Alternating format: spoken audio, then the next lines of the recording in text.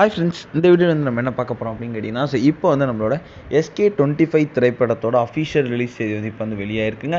இந்த ஒரு விஷயம் வந்து SK ஃபேன்ஸ் மத்தியில் ரொம்ப ட்ரெண்டிங்காக போயிட்டுருக்கு. ஸோ அதை பற்றி அந்த வீடியோவில் நம்ம டீட்டெயிலாக பேச போகிறோம். இப்போ வந்து தமிழ் சினிமாவில் முன்னணி ஹீரோவாக இருக்கிறதா நம்மளோட சிவகார்த்திகேயன். ஸோ அமரன் திரைப்படத்தை வெற்றியை தொடர்ந்து வந்து அவர் வந்து மீது ஒரு 2-3 திரைப்படங்களும் இப்போ வந்து திரைக்கு வர தயாராக இருக்குது.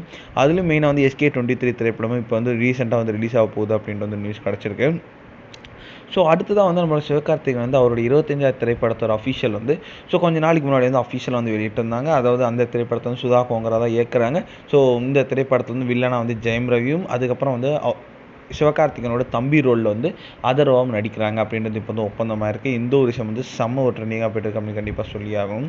இதில் வந்து இப்போ வந்து நம்மளுடைய SK25 திரைப்படத்துக்கு வந்து பராசக்தி அப்படின்றத வந்து பேர் வச்சுருக்காங்க அப்படின்னு வந்து கிட்டத்தட்ட ஒரு அஃபிஷியல் நியூஸ் வந்துருக்குங்க. இன்னும் டீம் கிட்ட வந்து அஃபிஷியல் போஸ்டர் இல்லைனா ஒரு டீசர் மாதிரி விடலாம் அப்படின்ட்டு வந்து பிளான் வச்சுருக்காங்களாம்.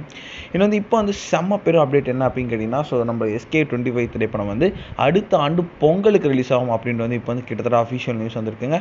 அதாவது ஃபர்ஸ்ட் லுக் விடும்போது வந்து கண்டிப்பாக ரிலீஸ் தேதியும் சேர்த்து விடலாம் அப்படின்ற ஒரு பிளானில் வந்து நம்மளோட SK25 டீம் இருக்காங்களாம்.